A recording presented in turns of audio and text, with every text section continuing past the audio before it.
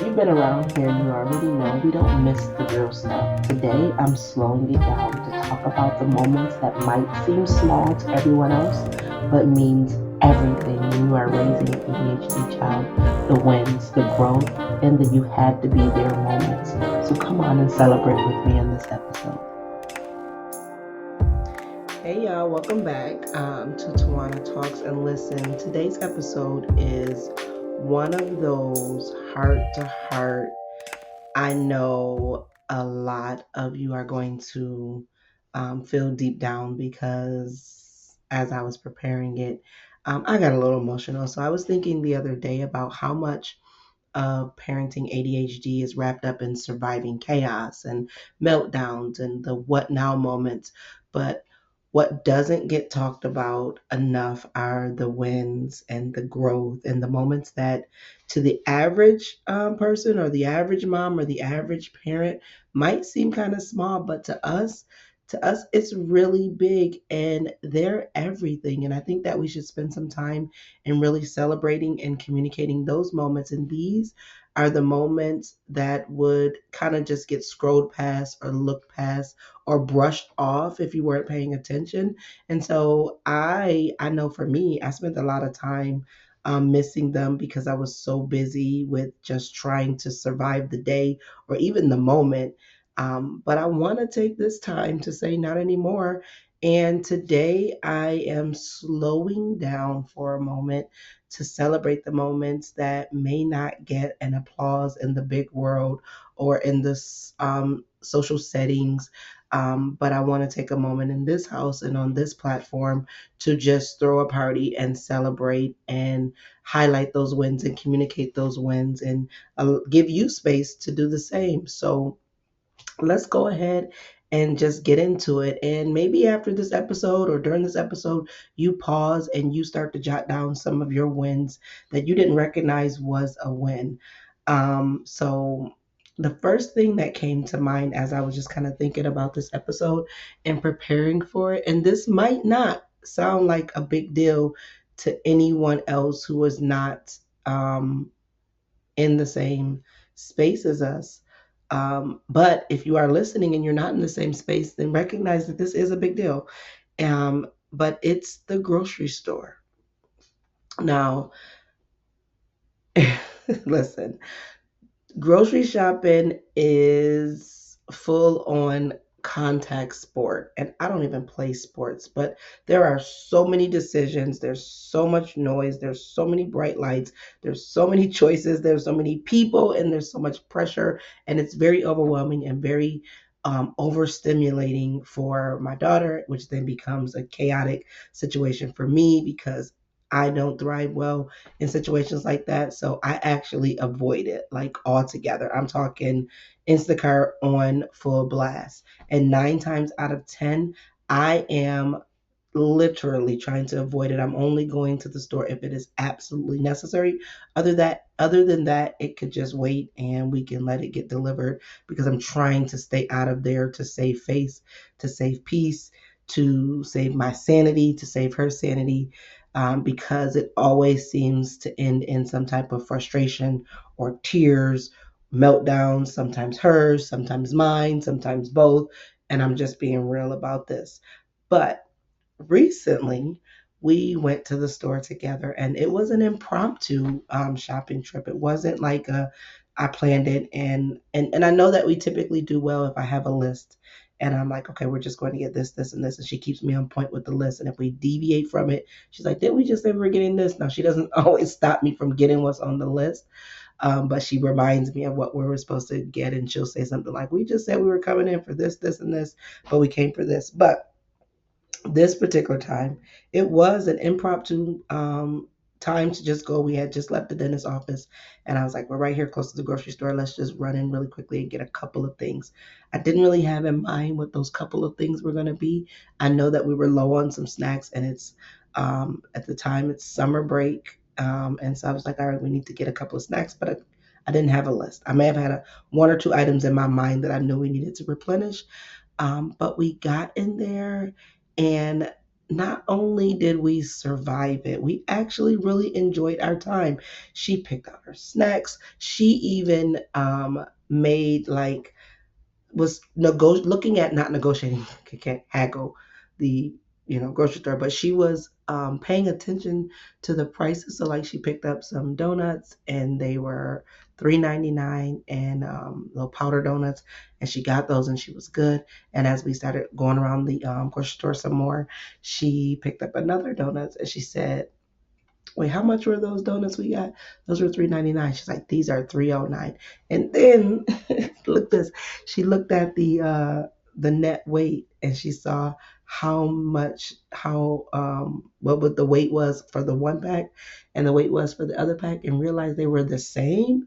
And so she was like, oh, well, then I'm getting the 309 one. And she made this decision not out of her purchasing it because I was the one purchasing it, but she was making wise decisions. So I was really proud of her. We looked at like some honey and we recognized like they were the same fluid ounces, but the bottle was shaped different, and how the different shaped bottle looked like it was more. And so it cost more, but the other one looked like it was less, but it cost less. And I was like, see, this I get you. So we had a really, really just a good time shopping. She made choices without shutting down. We joked, we laughed. I think we might have done like a little dance routine in the grocery store in the aisle, but it was so peaceful. Just really, really, really peaceful, and I really enjoyed it. It was no rush, and that might not seem impressive to somebody else. You might be like, well, that's what it's supposed to be. You should be able to go to the grocery store. But if you don't understand how a neurodivergent brain works, that is a win. Having all of those things bombarded at you in the midst of everything else that's going on in your mind becomes very overwhelming and frustrating, because then you can't make a choice because everything is needed or felt needed. So I was very, very, very happy and very proud of her, and very impressed by how we got through that without any fallouts. And that is growth. Like, that is a whole testimony. And I'm happy to share that with everyone. I think this might be the 15th time that I told the story in a matter of a week's time that it happened. And that wasn't even enough. Like, it's getting better. Another day, we went to the Dollar Tree, and this time, y'all, she had her own money. And so she was doing big girl things. I reminded her early in the day, like, you might want to take your money with you because we might go to the store. And she walked through that store in aisles without me, and she was picking out her own things and making wise decisions, knowing that she couldn't get things with dye in it because of how that affects her. So she was looking at the labels, making sure that she wasn't getting things with dye, and I would then come down the aisle and just check on her, and she was telling me I'm getting this because these types of things. And I picked up something and I was like, she likes this lip gloss. And so I picked up this lip gloss and was like, hey, do you want to get this? And she was like, how much is it? Like, we're at the dollar store, it's $1.25. She was like, oh yeah. So put it in the cart. And then she has this little type of mascara that she likes to use. And so I got that and I was like, do you found her in the aisle and I was like, do you want this? And she was like, no, because I'm already getting this, and I have this much money, and I still want to have some money when I leave out of here. So, no, I'm not going to get that. So, I politely put it back. I was like, well, I'll get it for you. I was like, oh, okay. She's spending her money wisely. And so I was really proud of her about that. Like, she made exchange decisions. When she got to the counter, she was like, I put so and so back because I decided and had, all the things. And so she got herself to the register on time. I didn't have to rush her like, hey, we're about to go. I let her know, heading to the register. She paid for her things, and I almost got something too. Like, I was like, can I get these? And she was like, she was like, no. And I was like, oh, okay, dang, that was quick. Keep that same energy. But then she was like, well, actually, you can get it. But I was like, no, I didn't really want it because I really didn't need it. It was some Reese's. But now that I'm thinking about it, I did kind of want them. I should have got them. But then we left. We left, and was no meltdowns, no shutdowns, no drama, just a regular old shopping trip that felt easy. And I am telling y'all, like, it felt like I could literally just stand in the middle of the parking lot and cry and do a praise dance and shout, just tears of joy. because I remember when something like this felt impossible and how I was avoiding it like the plague. Like, if I need something, I will get it when I'm not with her, or I just won't be needing it. I don't care if it's toilet paper. We will figure it out. Like, that's how much I was just avoiding these types of spaces. And then there is also other stuff that's happening that, like, so I want to just take this time really to highlight these things because one, we don't celebrate them enough, because it just becomes like, again, normal things that, and I say normal with air quotes if you're not watching, because it just becomes things that are expected or things that you think like that should be happening. But when you are living day to day in like survival mode, because of the challenges, it is important to celebrate these things because then it encourages and it also helps to boost that dopamine, for your children to grow into these things, and understanding that it may take them a little bit longer, to grow into what textbooks or people may say is developmentally appropriate for certain things, because of their dysregulation or executive functioning challenges. And so this is all about celebrating, but also this is a legacy recording because eventually my daughter's going to see this, and I want her to smile hearing about how I am really, really, really proud of her.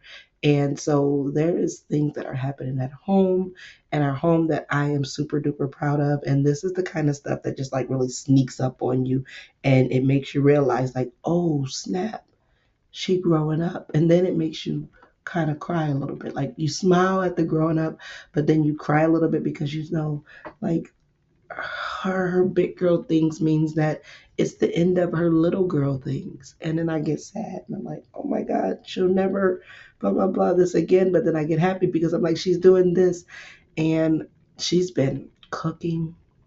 She learned how to cook on the stove. She had just said, I can do it. And she did it, with me being present, but I was really proud. But she is not, I'm not talking about she throwing stuff in the microwave. She's been doing that, right? I mean, she is cooking. So my mom likes to send us stuff. I don't know if you guys heard of like the Where Have You Been? I don't even know if that's the name of it. I think I'm making that name up, but I think it's called Where Have You Been? And you can go and buy a bin for like $1 or $2. This is all going off of how my mom explains it to me. But and then in that bin is just random items, and they're like good items. And so my mom gets a thrill out of the surprise of what's been an item. She don't need anything, so she loves to go for the just the sheer thrill of what's going to be in my box for $1 or $2, and she gets happy about the bargain.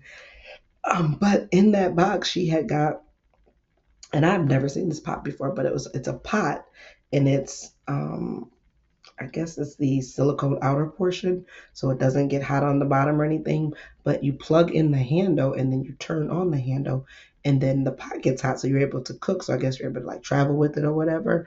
And so my daughter has taken on this pot, and has taken on complete ownership of it. And I don't think it came with instructions, but she figured out how to turn it, plug it up, turn it on, and it works. Well, that's how I'm going to use it. And she just decided how to make certain things all on her own. Like she making grits, she's making eggs. Then when she made pancakes one day, I was like, hey, I think I was on my walk and I got home and I was like, hey, remember I told you I don't want you using the stove without me here. But when I walked in the house, I saw she was making the pancakes in the pot. And I was like, oh, okay. I would never have thought of that. And she's making like three different things in three different ways using this one pot. And that is creativity. She figured that out on her own. The independence is there. The trust is built up because I see her using things wisely, and she's being safe about it because y'all know that ADHD and impulsivity doesn't always play nice around kitchen appliances. And so I am just super proud. Like I took a picture of it, a video. I'm like, look at her, like making her pancakes, flipping them and eating her food. Like one day she made the eggs and she was like, I put salt and pepper in it too. And I was surprised because typically she doesn't like any seasoning in her food. And I was like, well, and her eggs are looking all fluffy. She's like, Mom, you want to try them? They're really good. And I was like, I'm just so proud. And there's more. Um, like just growing up, like doing her own hair. And like, I don't even know when we switched from me doing it for school to her doing. I used to do her hair all the time. And then all of a sudden, it just changed. I don't even remember the day it changed or how it changed. Now, of course, I still wash it for her, help her wash it, and then blow dry it and flat iron it when she wants it flat iron. But she's practicing with the flat irons too in my um, with my supervision, but and just her bangs. But I don't know when that day switched. But now I'm realizing like, oh, I don't even do her hair anymore. She's in that bathroom and she's doing it herself. And I'm not talking about like she's saying I brushed it and I know that secretly later I'm going to have to refix it. I mean, she's trying little styles. She's playing around with makeup, y'all.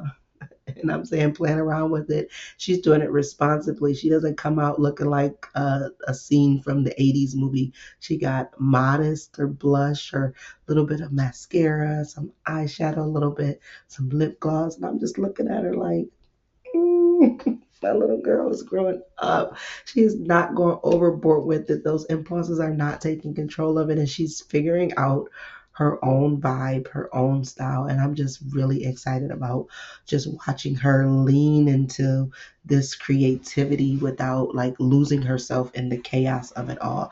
My goal for her is understanding that she, lives with ADHD, but my goal for her is helping her to navigate life through the challenges when I'm not around.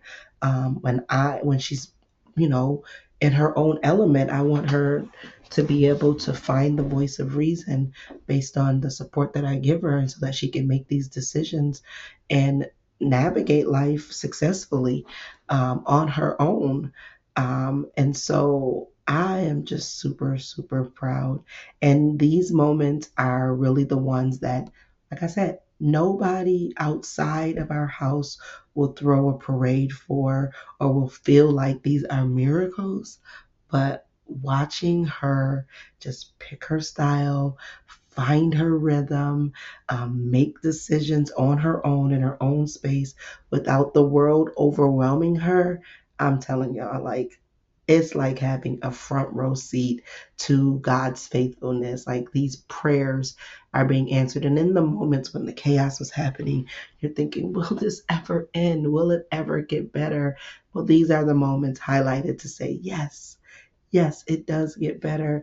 And here's the thing. If you're not looking for these little moments, then you will miss them. If you're not stopping for a moment to recognize, like, what are the things that I can celebrate? Like, I even talked about this before in another episode. Even when your child whines to you. Now, I said, whining is not my divine agitation. I do not have a calling to whining. I try to run away from that just like I try to run away from the grocery store. But I had to sit in that for a moment and say, if my child whines to me, that means my child is comfortable with being their full, authentic self and bringing their problems to me. And so I want to be able to have the space where she can bring that to me, where she can grow and develop. Now, I do not like whining. And so I help her navigate on how do you bring your problems or bring your concerns to me in a regular voice, not a whiny voice. But taking that to say that when your child, shows you some anger or shows you some emotion or tells you they don't like something or tells you they love something, then you take that as a win because you have set up an environment where your child feels comfortable with speaking to you. And so I don't want you, because I had to stop for a second, so I don't want you to miss the joy that's tucked in these little regular days. Like you'll miss the growth hiding in these quiet, quiet wins if you're allowing the loud chaos to overshadow these things. So I want you to take this episode um, to allow it to kind of just marinate in your mind for you to find these great wins. Think about some of the small things that typically are chaotic that you look at and say, oh, that wasn't a chaotic time. That actually was a win, or that worked out better this time. And look at those things. So um, I wanted to really just take this episode to just really, really shout out my big girl. Like, mommy sees you, and I want to remind you, moms, that don't miss it. Don't miss her. Don't miss him. Don't miss the sacredness tucked inside the things that other people might not even notice. Because here, I'm going to celebrate all growth. Those will be the big, the small, the messy, the beautiful. I'm going to celebrate it all. So until next time, tally your wins. Don't miss your moment. Don't miss your moment, girl. All right, that's it for today's episode. Make sure you like, share, subscribe, and hit the notification bell so you don't miss the next real raw and ridiculous mic drop. And if this episode blessed you, send it to another mom who needs a reminder to look out for her wins too.